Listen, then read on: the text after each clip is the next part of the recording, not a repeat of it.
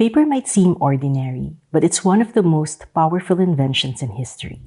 It carried ideas, stories, and knowledge across empires, along trade routes, and over oceans until it reached almost every corner of the world.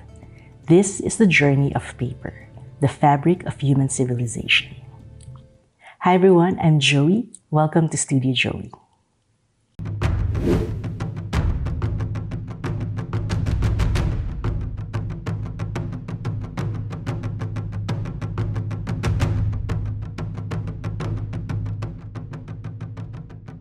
Paper has its origins in ancient China. Archaeologists have found scraps of it dating all the way back to the 2nd century BC. But here's the thing, it didn't really catch on until about 300 years later, and that was thanks to this guy. His name was Lun. He was a high-ranking official in the imperial court, very close to the emperor. So what were people using before paper? Well, in China, mainly bamboo strips. These were tied together and rolled up into scrolls. They worked, but they were ridiculously heavy. A single government document could weigh more than 50 pounds. Imagine being the unlucky official who had to carry that around. Now, silk was another option. It was light, flexible, and a lot easier to carry. But silk was crazy expensive. Way too pricey for everyday writing. Only the rich elite could afford it. So here's where Lun comes in. As a court official, the emperor most likely tasked him to find a better, cheaper writing material. Something practical. He knew about early paper. It already existed, but it wasn't great. It was thick, lumpy, and honestly, not very good for writing. In fact, most of it was used for wrapping delicate items like bronze mirrors or as padding. Lun took this rough idea and started experimenting. He used affordable everyday materials, mulberry bark, hemp waste, old rags, even worn-out fishing nets. And he didn't just tinker. He refined the whole process and standardized it so that others could copy it. Now keep in mind, this whole process of paper making back then was all painstakingly done by hand. Here's how it worked. First, fibrous materials were gathered and soaked in large wooden vats to soften them. Then they were boiled to break down the natural adhesives holding the fibers together. After that, the mushy fibers were pounded into a pulp using wooden mallets. This step was slow and physically exhausting. The pulp was then mixed with water, poured into a mold, and gently shaken to spread the fibers evenly and allow the water to drain. The mold at this time was basically a bamboo frame with just a coarse cloth stretched across it. Then the wet sheet, still on the mold, was laid out in the sun to dry. When fully dry, the sheet was carefully peeled off, and the whole process started over again. The result? A sheet of paper that was lightweight, durable, and cheap to make. Way better than bamboo and way more affordable than silk. In the year 105 AD, Lun presented his improved paper to the emperor. The emperor loved it. And while Lun didn't invent paper from scratch, he transformed it into a practical, state-approved technology. Thanks to him, paper took off. And it didn't just change government record-keeping. Paper made writing more accessible, so books, poetry, and calligraphy could flourish. It was a game-changer for Chinese culture. The Chinese government quickly realized how valuable this was and kept the paper-making process a closely guarded secret. For a while, China had a monopoly on this revolutionary material. But of course, secrets have a way of slipping out, especially along bustling trade routes like the Silk Road. Over time, paper-making knowledge spread. By the 4th century, it reached Korea. By the 7th, it was in Japan. And by the 8th century, it had made its way to Central Asia. Each culture adapted it using their own materials and techniques, shaping paper into something uniquely their own. So thanks to Lun and his improvements, paper went from a rough, overlooked material into one of the most important inventions in human history. A simple sheet that reshaped how people communicated, learned, and created.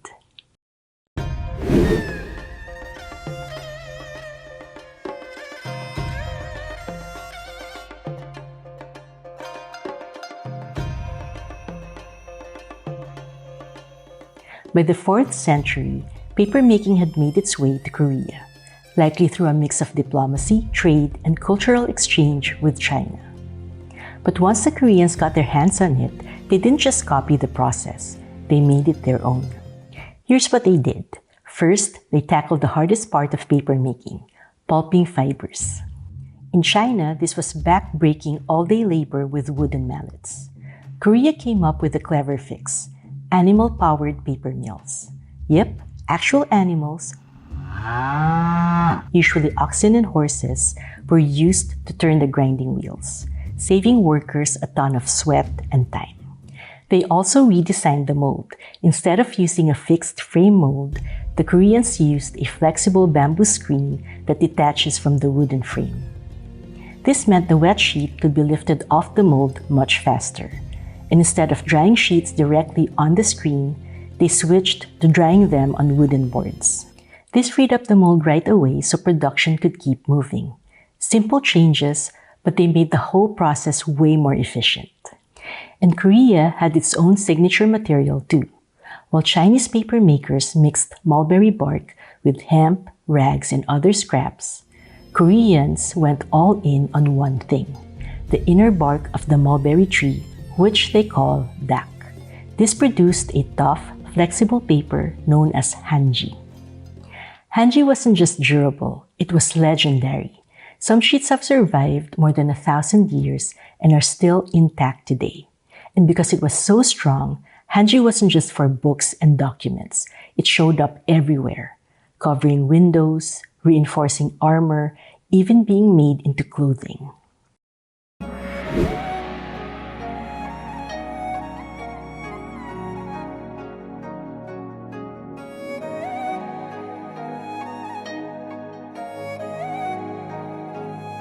From Korea, papermaking crossed over to Japan in the early 7th century. The story goes that a Korean Buddhist monk named Damjin brought the tools and techniques to the Japanese court, and that's what planted the seed for Japan's own papermaking tradition. The Japanese quickly embraced the craft, but as always, they put their own spin on it. Instead of the fibers used in China or Korea, they turned to what grew locally: kozo, Mitsumata, and Gambi plants. By the 8th century, they were producing incredibly high-quality handmade papers, collectively known as washi. Washi wasn't just strong and beautiful, it became woven into the Japanese culture itself. Of course, it was used for books and documents, but like Korea's hanji, it went further. Shoji and fusuma screens in architecture, art, and origami. It was even used to make clothes. Paper in Japan wasn't just for writing, it became part of daily life. Now, one of the earliest large-scale uses of Japanese paper is a pretty amazing story. In 764 AD, Empress Shotoku, upon her resumption to the throne, ordered the creation of the Hyakumanto Darani, a series of Buddhist prayer woodblock printed on 1 million tiny scrolls. Yes, 1 million, and each one rolled up and tucked inside a miniature wooden pagoda. As you can imagine, it was a huge undertaking, so it took 6 years to complete the project. Once they were ready, they were distributed to temples all across Japan. It's one of the oldest examples we know of mass printing anywhere in the world. Japan also holds the earliest written record of paper recycling. As early as the 8th century, scribes and paper makers were already giving paper a second life, sometimes by writing on the blank side of old documents, other times by repulping them into fresh sheets. By the 11th century, growing shortages of raw materials made this practice increasingly widespread. The recycled paper was known as shukushi, which literally means paper with the past. Shukushi often bore faint traces of its former life, gauzy fragments of writing hidden in the fibers. Sometimes, leftover ink would tint the pulp itself, giving the paper a soft, grayish tone. In 1031, the court noble and scholar Fujiwara no Kinto formally recognized shukushi as a distinct category of paper in a Japanese dictionary. This moment marks the earliest written acknowledgement of paper recycling in the world. For the Japanese, recycling paper wasn't just a way to save scarce resources. Shukushi carried a sense of reverence. The words and spirit of the past lingered within the fibers.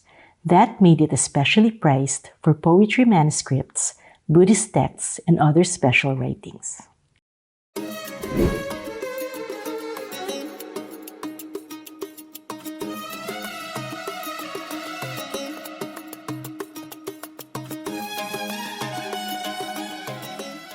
By the 8th century, paper was thriving across East Asia. But west of China, it was still relatively unknown, at least until one dramatic moment changed everything.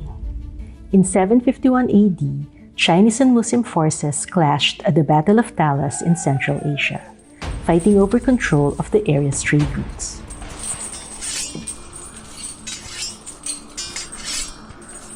The Chinese lost, and according to legend, among the prisoners were skilled paper makers.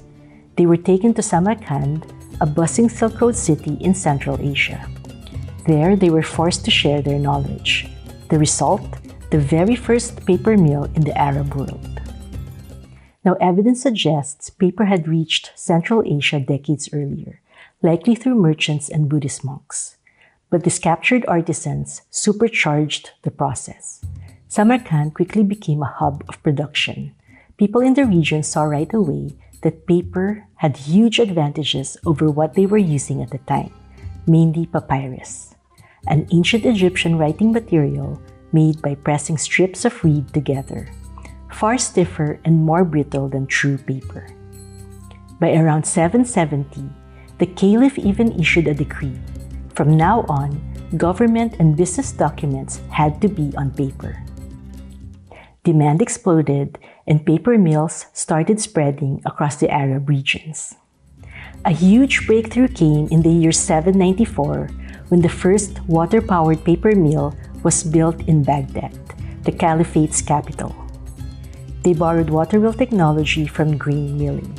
The wheel-powered heavy wooden hammers called stampers that automatically pounded fibers into pulp.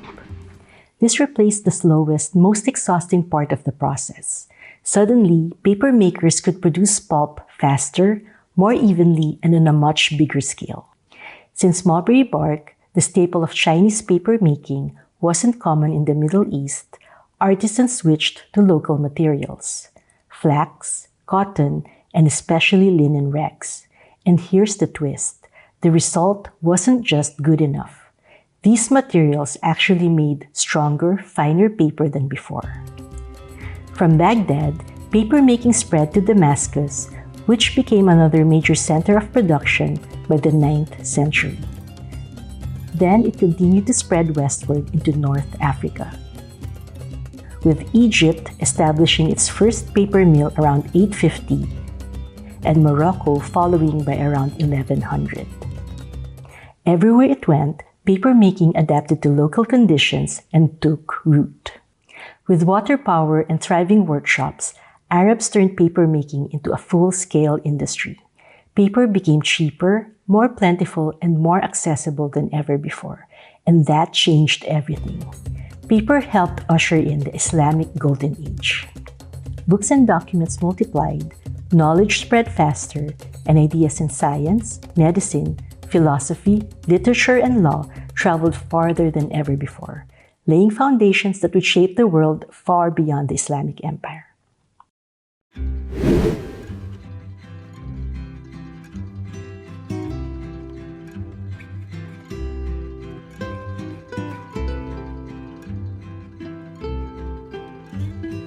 From the Arab world, paper made its next big leap into Europe. The first stop, Sicily.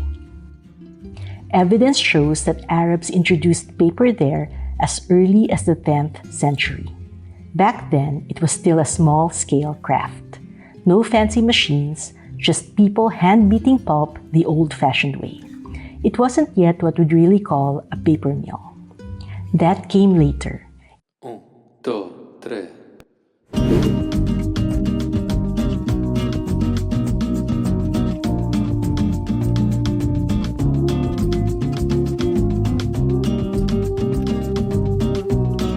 In 1151, in the city of Sativa, in Islamic Spain known as al-Andalus, the first true paper mill in Europe was established.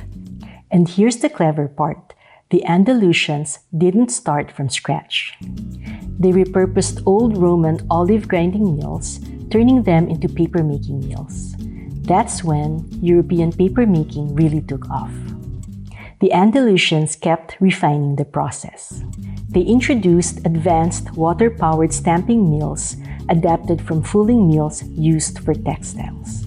Compared to the older Baghdad-style mills, these new stampers ran more continuously and on a larger scale, raising European production to a whole new level. By the mid-1200s, there was another big change. Instead of bamboo screens, which were common in Asia but scarce in Europe, paper makers started using copper wire screens in their molds. This shift not only made smoother paper, it created the distinctive ribbed texture we now call laid paper. Wire molds also made something else possible: watermarks. A few decades later, these faint designs would become a signature European innovation. But here's the twist. Not everyone was excited about this new medium. Muslims had embraced paper right away, but many Christians were suspicious of it.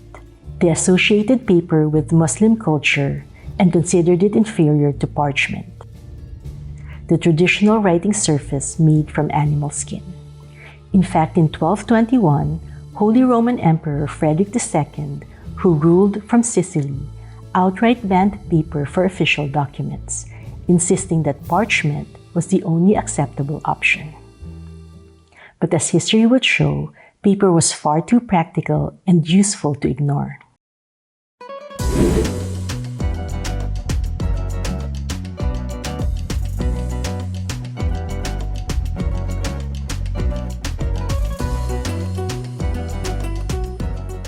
From Sicily and Spain, paper-making knowledge flowed into mainland Italy by the 1200s. And it makes sense. Italian maritime powers like Genoa and Amalfi were right in the thick of Mediterranean trade with the Arab world.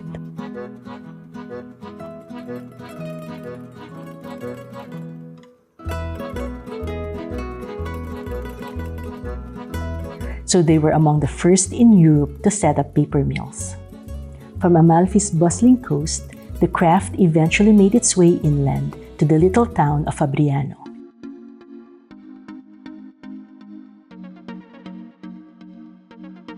In 1276, Fabriano opened its first mill, and before long, this wasn't just another paper town. Fabriano became the paper-making capital of Europe. It was here that paper finally rose to challenge parchment as the writing material of choice. What set Fabriano apart was innovation. Local artisans didn't just copy what they had learned, they improved it. They reinforced stamping mills with metal parts and refined the designs. The payoff? Pulp that was smoother and more uniform, and sheets of paper that were stronger, cleaner, and clearly higher quality. They also pioneered something you'll recognize today: watermarks. The first recorded ones date to around 1282. They were a way to brand and authenticate paper. This idea spread quickly and became a hallmark of European paper making. Another breakthrough was in the sizing. While China and the Arab world used starch, Fabriano switched to animal gelatin. Gelatin made paper tougher and less absorbent, so ink didn't feather or bleed. That was perfect for Europe, where quill pens and iron gall ink were in common use. All of these changes combined to produce paper that was stronger, more durable, and most importantly, tailored to European needs. And Fabriano guarded its trade secrets fiercely. Fabriano's city council passed a statute in 1436 banning new paper mills within 50 miles of the city and forbidding paper makers from teaching outsiders the craft. Break the rule and you'd be fined 50 ducats, about a master craftsman's entire yearly wage. Later laws went even further, with punishments like banishment and property confiscation. So it's no wonder Fabriano dominated the European paper trade for centuries.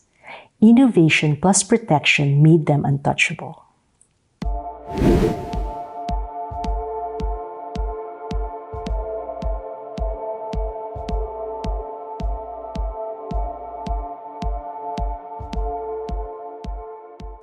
From Spain and Italy, paper-making knowledge and materials began drifting north. By the mid-1300s, paper mills were popping up across Europe. First in France, then in Germany, Switzerland, Austria, and eventually the Netherlands. Within just a couple of centuries, paper-making had taken root far beyond its Mediterranean beginnings. Paper-making was here to stay. But here's the thing, when we say a new region got its first paper mill, it wasn't as simple as flipping a switch. It's not like someone just said, all right, let's make paper here, and a week later, the town had its own mill. Not even close. First off, you needed the right location. A steady water supply was non-negotiable, not only to power the big stamping hammers that pounded rags into pulp, but also to wash the fibers and create the pulp itself. The mills in Fabriano are a perfect example. They drew water from the local mountain springs and the Llano River. That pure mountain water gave Fabriano paper its legendary quality across Europe. But location wasn't just about water. Mills had to be close enough to a town to collect raw materials, old linen and cotton rags, but not so close that the neighbors complained. And trust me, they would complain. Paper mills were noisy. The pounding of the stamping hammers echoed nonstop, joined by the clunky gears and creaking water wheels. On top of that, mills could stink. To soften rags for pulping, workers left them to ferment in warm water for weeks, which created a pretty awful rotting smell. Add in stagnant mill ponds and vats full of soggy fibers, and the air quality wasn't exactly pleasant. Once a suitable site was picked, there were still big hurdles: negotiating a lease, building out the space, and installing all the machinery. Then came the hunt for skilled workers. Knowledge of paper making often spread, with artisans traveling from one region to another, and training locals took time. And of course, there was the money. Converting or building a mill, keeping it running, and paying workers demanded serious investment. So whenever we say a town or a country got its first paper mill, what that really means is years of preparation, organization, and resources finally coming together. It was a milestone not only for paper making, but for the community itself.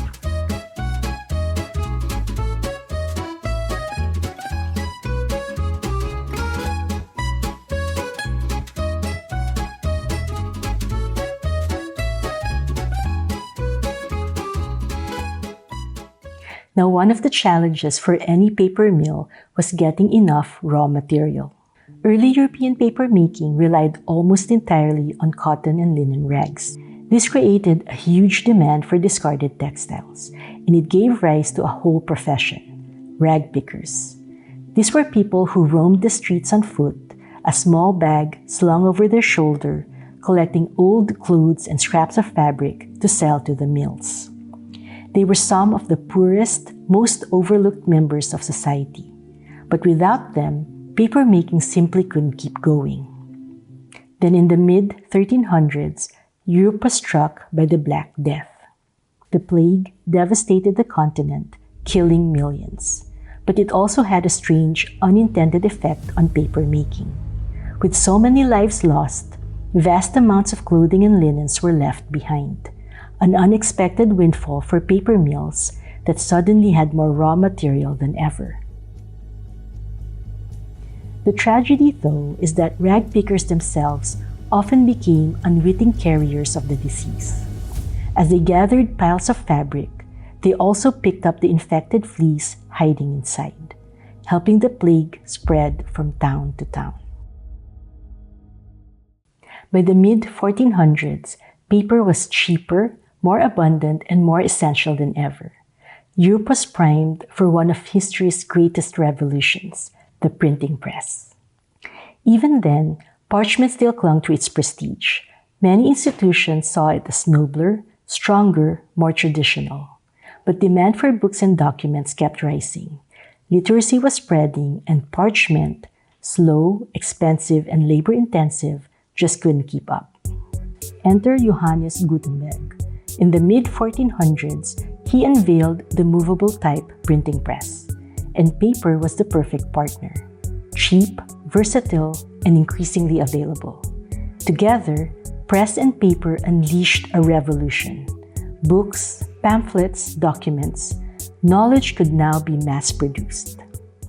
And that's when paper finally triumphed over parchment, becoming Europe's primary medium for written knowledge and fueling an explosion of ideas that would reshape the continent.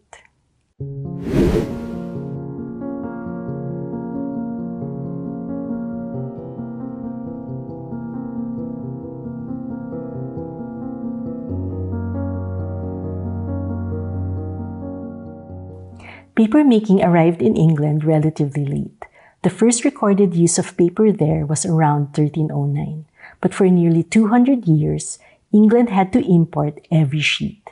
It wasn't until about 1488 that the country finally got its own mill. That was thanks to John Tate, a London businessman who converted an old flour mill in Hertford into England's very first paper mill. So why the delay? Well, among a number of reasons is raw material. In warmer places like Italy, Spain, and France, people wore a lot of linen, which meant plenty of linen rags for paper makers. In England, most clothing was wool, and wool just doesn't work for making paper. This shortage of linen left England at a disadvantage compared to its continental neighbors. And here's a quirky twist. In 1666, Parliament passed a law requiring that the dead be buried in wool rather than in linen. The idea was to protect the domestic wool industry, but it also had an unintended side effect. It freed up more linen for paper making. Strange but true. Despite its late start, England went on to make some major contributions. In 1757, James Watman the Elder developed wove paper. Unlike traditional laid paper, which had faint, ribbed lines from the wire molds, wove paper used woven screens to create a smooth, even surface. That meant sharper printing, finer detail, and a huge step forward for European papermaking. Then, in the early 1800s, came a true game changer, the Fourdrinier machine. For the first time, paper could be made in continuous rolls instead of slow, handmade sheets. Production scaled up dramatically, and this ushered in the modern era of paper. And the story of the Fourdrinier machine? That's a fascinating one, and I'll dive into that in an upcoming video, so stay tuned.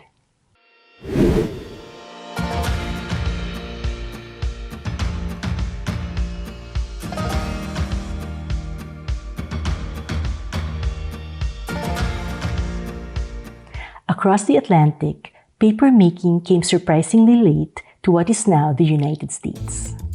Spain had already brought it to Mexico more than a century earlier. But in the English colonies, there wasn't a single mill until 1690. Before then, colonists relied entirely on imported paper from England and the Netherlands. That made it scarce, expensive, and often hard to get. Printers and writers were constantly limited by supply.